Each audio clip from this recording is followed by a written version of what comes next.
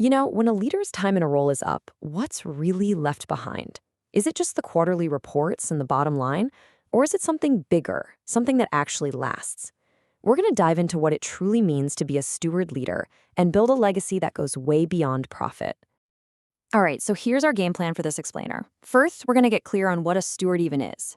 Then we'll open up their playbook and look at the core characteristics. After that, we'll connect the dots to servant leadership, check out a powerful real-world example, and we'll wrap things up by thinking about your own leadership legacy.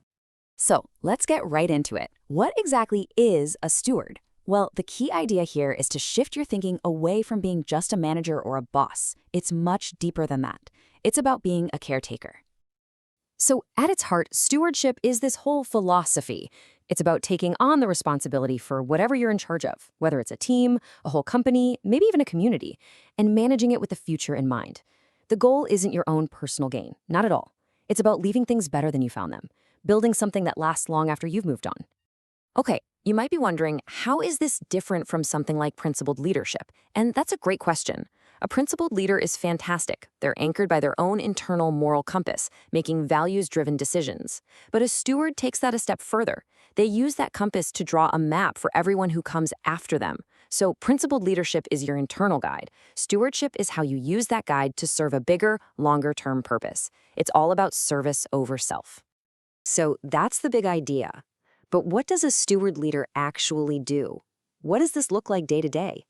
Let's get into the steward leader's playbook and break down the characteristics that really create a lasting impact. First up, it's all about the vision. A steward leader is always playing the long game. They're not obsessing over this quarter's numbers. They are building something sustainable. And that requires incredible foresight. They have this ability to see the bigger picture, to guess what's coming around the corner, and to start solving problems before they even become problems. Next, let's talk about character.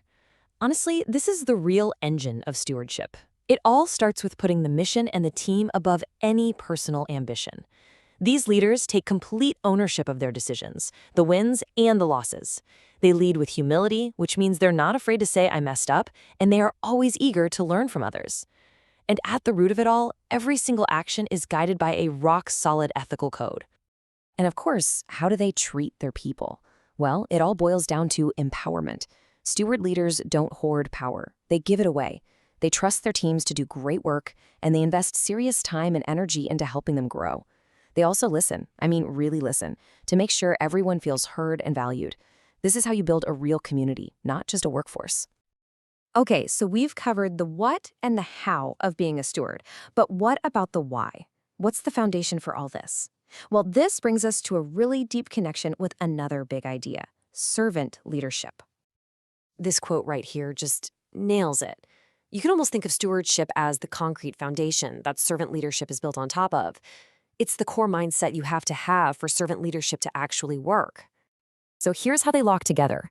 Both ideas are about serving a mission that's bigger than any one person.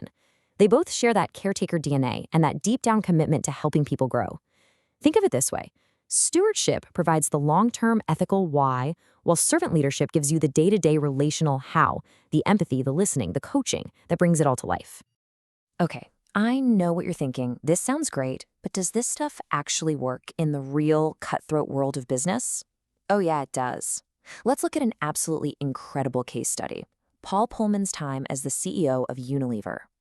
So from 2009 to 2019, Paul Polman did something radical. He didn't just run the company, he completely transformed its purpose. He decided to put stewardship right at the very heart of Unilever's business model, setting out to prove that you could chase sustainable goals and top-tier financial performance at the same time. So how'd he pull it off? First, and this was a huge deal, he told Wall Street they were done with quarterly earnings reports. That move alone freed the company from that constant short-term pressure. Then he launched the massive Unilever Sustainable Living Plan. The key here is that this wasn't some little side project for the PR department. It was baked into the core business. He got this massive global organization all pointing in the same direction, aiming to tackle some of the world's biggest problems. And the results? Well, Polman's time at Unilever became a shining example, a blueprint really, for how steward leadership works. They showed the world that prioritizing the well-being of people and the planet isn't just a nice thing to do. It's actually a powerful strategy for driving long-term success and making a business incredibly resilient. And that brings us to our final and maybe most important part. We've talked about the theory, we've seen it in action. Now let's turn the lens back on you and what kind of legacy you want to build. So let's just hammer this home one last time. At the end of the day, a steward leader is a caretaker.